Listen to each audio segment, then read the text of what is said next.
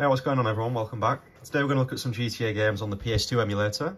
I thought I want to do some more of the collection videos like I did with the Burnout series, and why not do GTA, probably the most popular game on PS2. You got San Andreas there. So going from left to right, we've got GTA 3, Liberty City Stories. That was the PSP version that got ported over to the PS2. And then you got San Andreas, Vice City obviously, and then Vice City Stories, which was ported over from the PSP again. So yeah, we'll just jump into number 3. And we're back with GTA 3. I know you guys might be thinking, why not play the PC versions? And that's a good point, but they removed them from the store. When they released the remaster, they removed the PC version from Steam. I'm pretty sure. I couldn't find them when I was searching for them earlier. But sometimes playing the PS2 version is more nostalgic, I guess, so why not try and play the PS2 version? I mean, it runs really well, as you can see. So just to give you a little bit of an update on what we're running at. So we've got the PAL version, which is at 50 FPS, at 50 Hertz even. So I've got that running at 50 Hertz, at 50 FPS. We're running at the moment, we're running 7 watt TDP.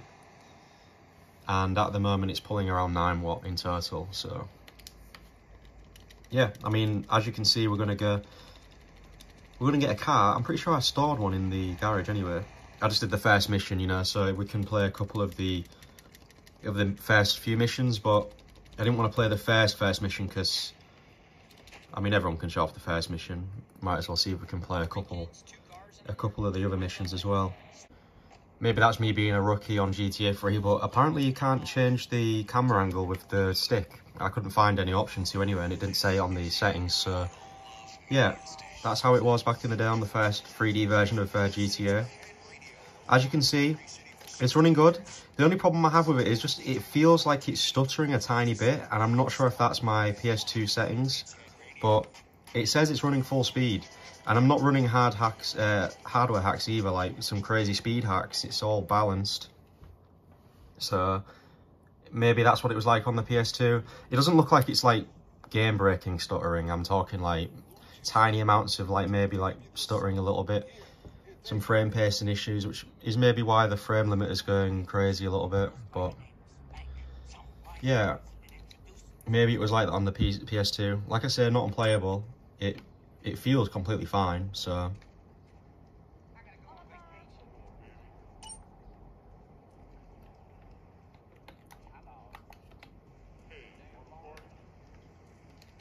where's my car gone?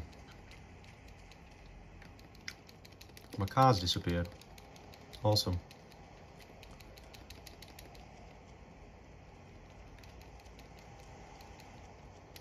I was going to rob that one and realised, yeah, best not rob a police car. But yeah, normally I would want to show off the remasters as well to compare, but you can't even get them on Steam, so it's not really worth the hassle of putting them on because they're not even that great anyway.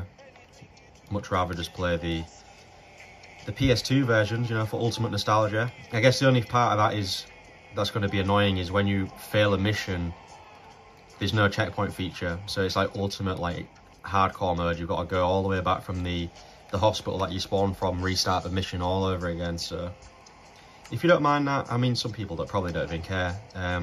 It's a great option. As you can see, I'm not having any slowdown here. What I will say is, with a new feature where you can limit the refresh rate, I'm thinking if it's a 50 Hz game, would it not make more sense to lock it at 50 Hz like the display?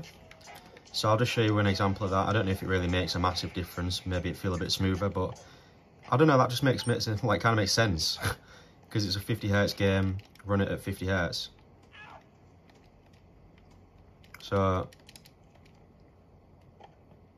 we'll just do a couple of missions and then we'll hop on to the next GTA. I just wanted to make sure everything was working properly. I will at the end of the video show my PS2 settings that I'm currently using.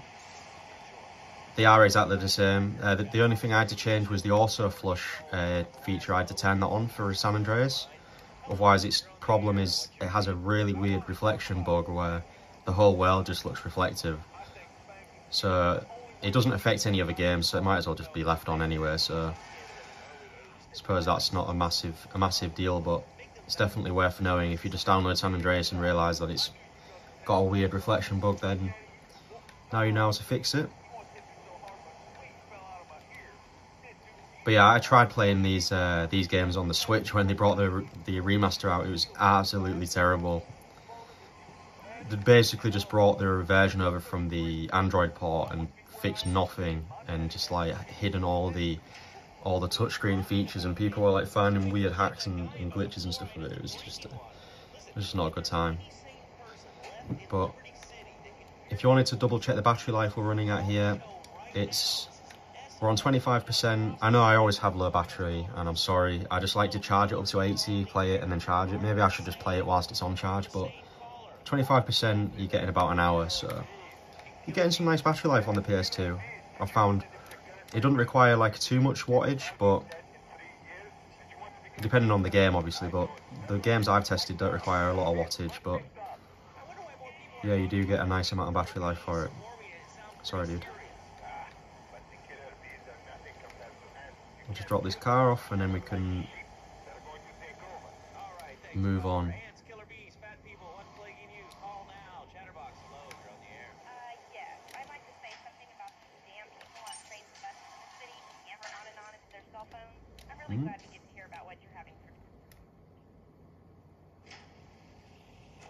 Done. Let's move on to GTA Vice City. Welcome back. We're looking at Vice City now. Sadly, haven't even played this one yet, so we're going to have to just go from the start of the game. Weirdly, haven't even played Vice City before. I mean, I think I've got like... I've done like 3 or 4 levels, and that was on the remastered version. And yeah, I do like the really cool 80s vibe and stuff. Sorry, I just need to turn the sound down because I don't want to... I can hear Michael Jackson playing, and definitely copyright me. But yeah, that's a good point, to be fair. I'm not sure if the remaster actually like removed all the some of the soundtrack and stuff. So if you want another reason to play these ones, then it obviously includes all the soundtrack that was maybe taken out in the remastered version. So that's a pretty cool feature. The songs that maybe not be available anymore. Yeah, this one feels pretty responsive. Feels a little more responsive than the last game, for sure. I don't know if that's due to the fact it's a newer game, or... Yeah, it's weird that. This one doesn't let you change the camera either. It goes into like a weird first-person mode. But... whatever. I also feel like I'm running at like fucking... I feel like I'm running at like 50 miles per hour. There we go. I'll have to turn up a little bit now. Just quickly save it.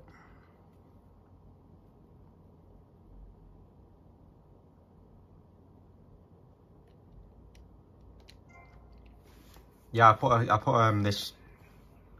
YouTube post up about this earlier, and one of you commented, where's 1, 2 and London? And I'm thinking, oh, have they made like a remaster for that on PS2? But no, I was only going to do PS2 GTAs.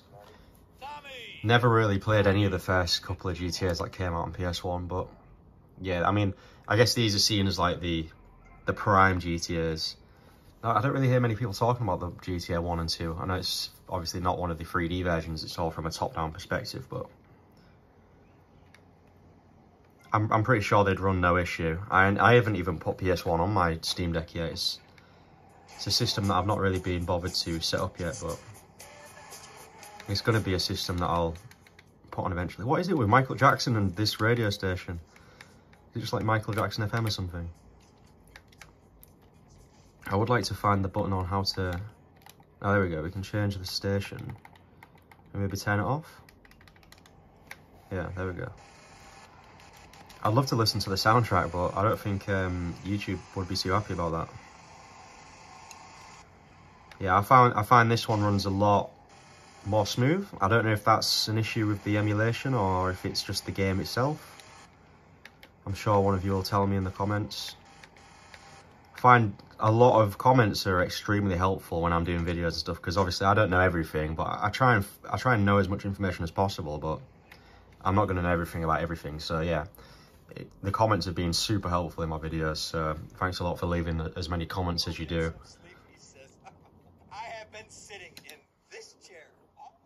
Just a little TDP update for you. This is on 7 watt, and yeah, it says 22. We're getting 1 hour and 6 minutes. That's pretty awesome.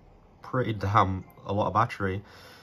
I've got the frame rate limiter on at 50, and for some reason that just feels like it makes sense. If that's like a stupid thing to do and I've ruined the video, I'm sorry, but I don't know, it just seemed like because I was running the game at 50 Hz, limiting the displays to 50, I don't know, it just made like sense to me.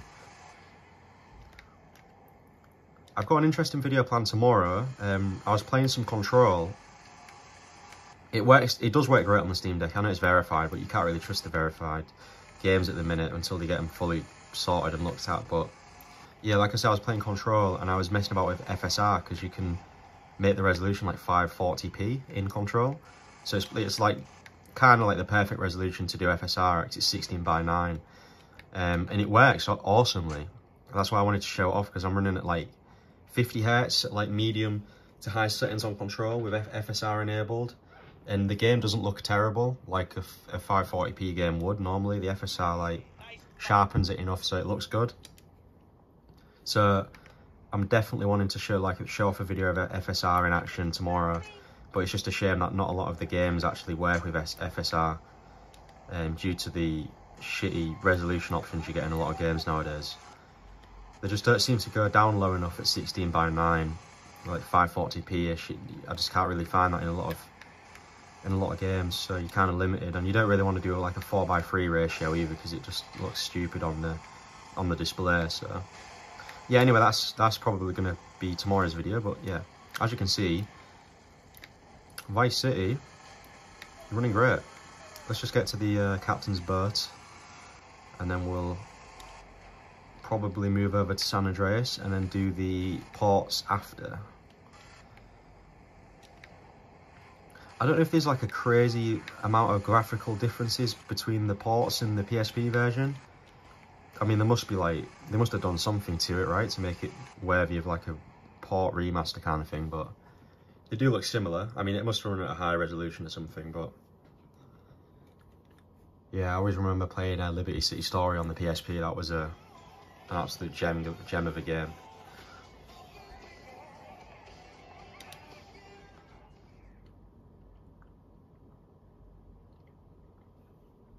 I wonder where GTA 6 is going to be set. I know there's a bit of speculation it's going to be set in Vice City. Vice City would be a really cool location again, because I don't think Vice City's been redone since this game, has it? Or Liberty City Stories even. So an updated version of Vice City would be awesome. People are saying like it could go back to London again for like their first game, or it could go to like somewhere completely different. Who knows?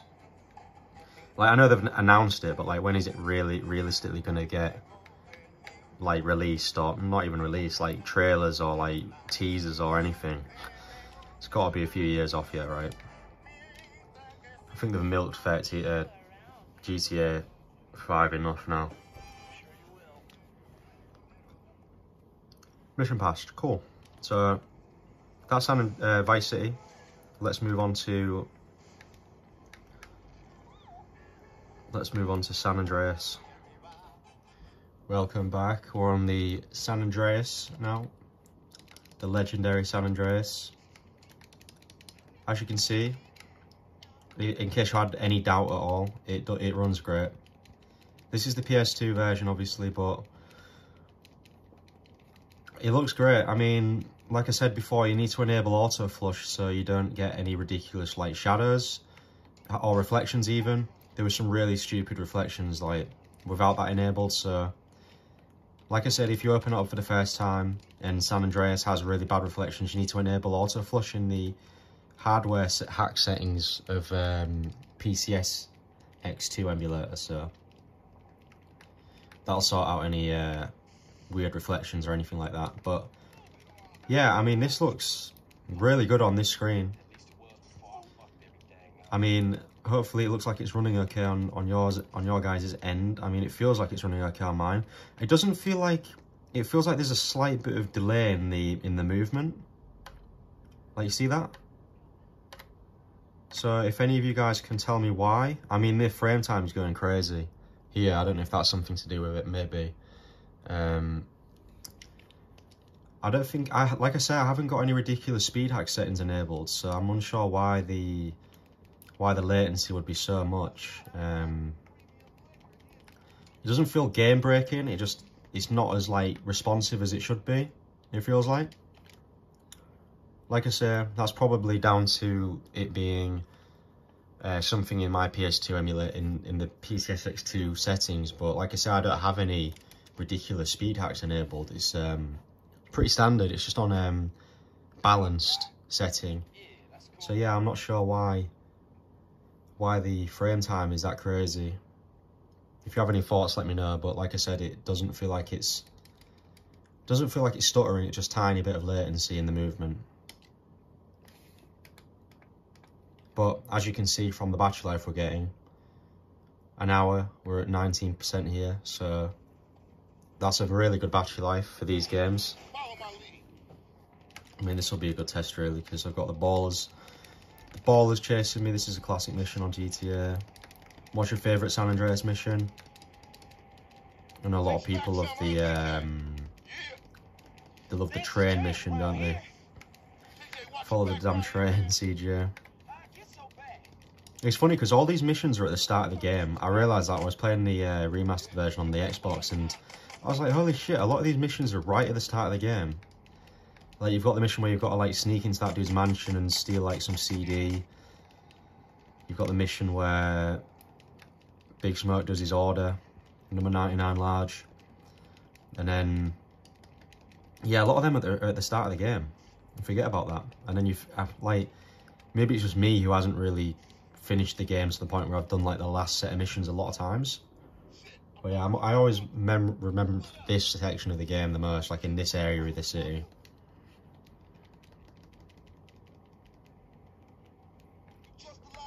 But yeah, like you can see, it isn't like game-breakingly bad latency. It's just not as responsive as it was before. And good test really, because some guy on Reddit said that the latency is a lot worse when you're doing refresh rate. So if we bump this back up to 60, let's see if that makes the refresh rate any better. By the looks of it, I don't know if that's like placebo kind of thing, but feels a little bit more responsive. But from the looks of my frame time, it isn't any more responsive.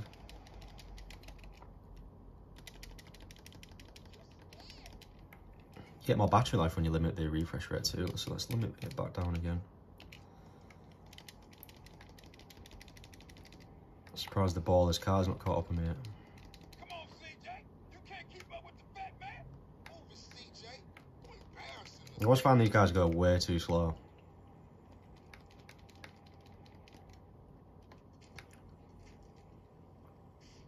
Like, I've got to stop and wait for them to catch up. Go on.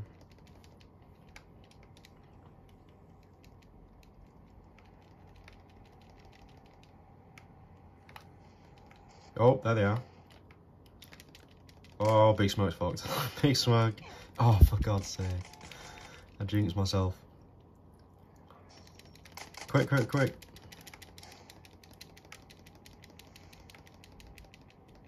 How is Big Smoke faster than me? He's like 3 times the size of me. Yeah, that's what I thought. Go away. Speed. I don't know about you guys, but every time I play this game, I absolutely beast the gym out at the start. And just like get the max body strength in like within the first hour of playing. You just constantly save and leave the gym, go back to your house, save, come back. You get like the max body in like 10 minutes of playing. But yeah, the max body in the remaster looks so dumb compared to the max body in the regular game. So, San Andreas, like I said, a little bit of latency problem. Maybe that's just a setting that I need to figure out on the PS2 emulator, but runs great. Welcome back, guys. It looks like we might have found our first problem. So I was looking online, and it looks like GTA Liberty City Stories on PS2 has a lot of frame rate problems. As far as emulation goes, yeah, it doesn't run great at all. I've fully uncapped the frame rate here. Well, I've fully uncapped the TDP here. Running on the same settings as we were a minute ago. 35% speed, well 35 speed here. And it kind of like jumps up and down, so it runs at full speed, but then it's major slowdown around here when you get to like car areas and stuff. And then it speeds up again. Yeah, like I say, like apparently this is a big problem with GTA Liberty City Stories. As far as the PS2 goes, so this is definitely not playable. I mean, I can stick this to 60. Doesn't really have a massive effect. Why would it anyway? That's just me changing the refresh rate of the monitor. The main thing is here, I'm not limiting the TDP, so it can take as much power as it wants. It's getting 16 watt there, whereas the others were getting 9. But yet it's still lagging. So for playing this game on the Steam Deck, I'd say 100% play the PSP version. Minor differences, like you're really not going to tell, especially when you can bump it up to like 3 times native on the PSP, which I'll show you now. So this is the PSP version. As you can see, the lighting maybe not be as good, but as long as you get to play the game right, I mean, that's all that matters. So running at 60 here, 60 FPS as you can see up here. And let me just limit the TDP. It doesn't really need that much TDP. As you can see, it's taking 9.5 watt. I've got it running, the PSP emulator runs through RetroArch, which is cool. As you can see here, we're running it at around 3 times native. So you get a real nice sharp game, and it runs perfectly. The PSP emulator is a really good emulator, so except when you jump out of the car mid-drive. But yeah, the PSP emulator you shouldn't have any issues with. You should be able to run most games at 3 times native as well, at like quite low wattage, which is nice. I do need to do a PSP video, but for the sake of this, I didn't want to leave you guys disappointed at the fact you couldn't play Liberty City. So here's the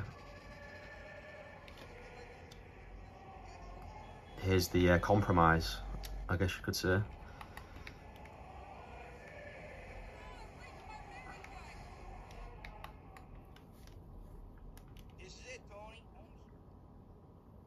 I kind of wish the PSP emulator, the PS2 emulation was as good as the PSP emulation, because I know there's a lot of amazing PSP games, but it's just more nostalgia for the PS2. So it's kind of a shame they don't run as well, because the PSP emulator literally does not require any effort whatsoever. You can just leave it default, put it up to like 3 times the native resolution, make sure it's running on Vulkan, and yeah, it runs straight away. So yeah, don't worry. If you was really hoping to play Liberty City Stories, just play the PSP version. For some reason, it's got the triangle button map. There's some weird button changes in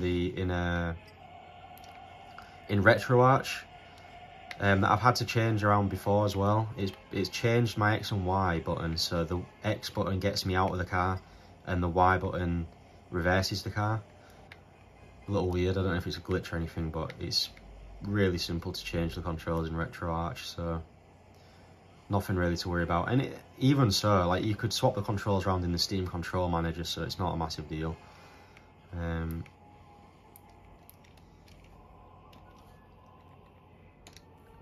Here's an interesting thing. Let's see if there's any community layouts. No, I didn't think there would be. But yeah, you can just change the controls in edit layout and then just swap the X and Y button. But because we're running this game on Steam, like literally the game itself, it will save it for the game itself. So it's not just going to save it for every PSP game you've got, which is really cool if you've not got a lot of emulators and you're running a lot on the main screen. So I know people who have over like 300 PS2 games on their Steam Deck are not going to want them all cluttered on the screen, the main screen. So you'd use emu deck or whatever for that.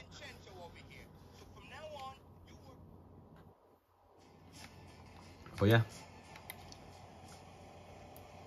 Liberty City Stories.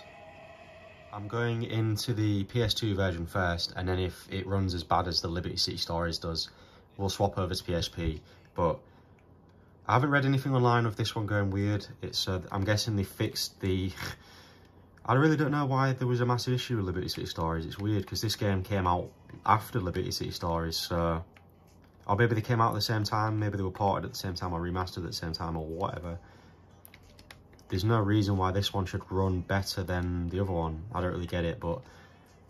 Anyway. I was going to say that there's a benefit to running them on the PSP too, because it's done via RetroArch, you can actually save, like auto-save and like load save state and stuff. So I guess if you're in the middle of a level, you can just like save state, you die, you could load straight back to that save state. Kind of like checkpoints, but way more handy because you can just save anywhere in the level. A bit like cheating almost, because you could like save every 5 seconds in like an extremely difficult level near the end of the game, and you could just load back if you died, and that would save you having to walk all the way back from the hospital. So yeah, maybe you want to run these on the PSP, do whatever you want. But as you can see, I'm trying to get to this freaking marker, I can't find it. As you can see, it runs great, which is why I'm wondering why there was such an issue with the other one. But yeah, if you can run a 4 out of 5 on PS2 emulator, then it's all good. But as you can see, running at 7 watt here, you might be able to just put it up. It's only going to take as much power as it needs, so maybe just even it out and put it on 8. We'll put the refresh rate back down to 50.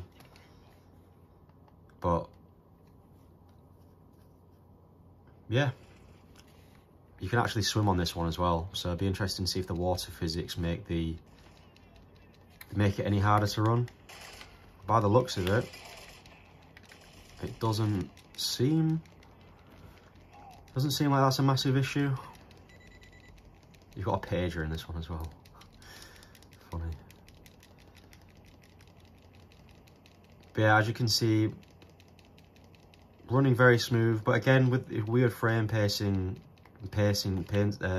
weird frame time stuff going on here. So I'm thinking maybe this is like the PS2 emulator in general, or doesn't massively affect gameplay. I'm saying the exact same stuff as I was earlier. It's literally because it's spiking here, I want to mention it just so you know.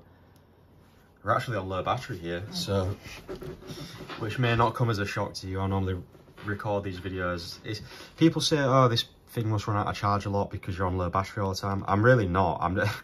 I just like to play the device, and every time I come around to recording a video, it just seems to be when I've played the device for a couple of hours in the day and it just has low battery. It's not because it has a shit battery. I find that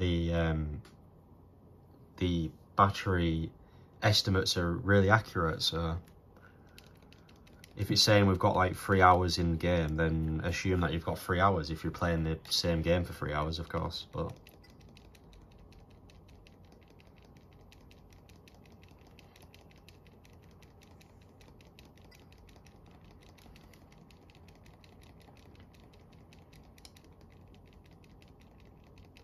I've got a Jak and Daxter video planned as well. That's going to be really difficult to run.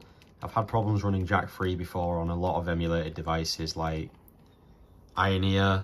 I've had issues with it on the Ioneer, so I'm hoping maybe this will show better performance. These games are all running at 720p, by the way, so this is like 2 times the native resolution of PS2, whereas the PSP was running at I think maybe 3 or 4 times native, I think it was. I'm pretty sure it's 3 times native though, but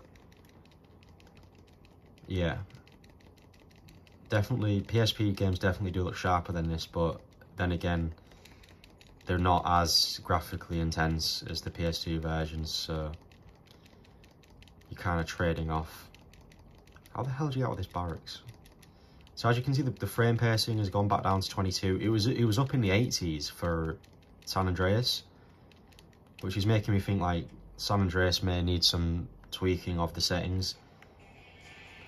Like I seem to say in the other PS2 videos, I don't like tweaking the settings too much in the PS2 emulator, because like then you've got to go back to desktop mode. Like say if you're jumping from different games, you have to go back into desktop mode, switch over the settings, jump back into the front end mode. Just a massive hassle on the Steam Deck. It's a bit easier on the Neo because you're already in Windows as it is anyway, so you can just double click and go straight into the settings, changes there. But on Steam Deck you've got to do a lot of like closing down of the game. Sometimes you might not even realise like what setting is you need changing, so you'll have to like it's kind of like a guessing game really, and then you've got to load in every time. It's just a massive piss take. So a little bit of a frame drop there. You can see the wattage has gone up a bit as well. It's requiring a bit more wattage. Let's put the wattage up a bit. Let's put it up to 10 watt and see how much it's going to take. Yeah, so it looks like this one is definitely more demanding than San Andreas. So I kind of got the European versions of the games just so we're running at 50, in case that makes a difference. But yeah, it looks like 10 watts the sweet spot for this one.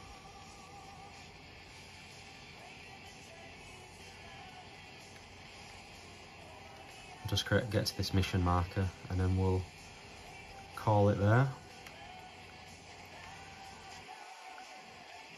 But yeah, like I said, tomorrow's video, I'm going to do a video on FSR. I'm going to find a couple more games, like maybe, I'm obviously going to do Control because I've been playing that with FSR enabled, so I've got the most experience in that one. I'm trying to get Deathloop working, but Deathloop won't even open at the moment. It's a verified game, but the game won't even open.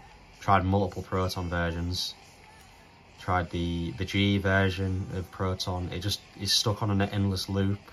I guess it does open, it just doesn't get to the main menu. It's just stuck on an endless loop, which is really annoying. That would have been a good one to try with FSR, because it's quite hard to run that one. But yeah, I'll have to have a look on my Steam library.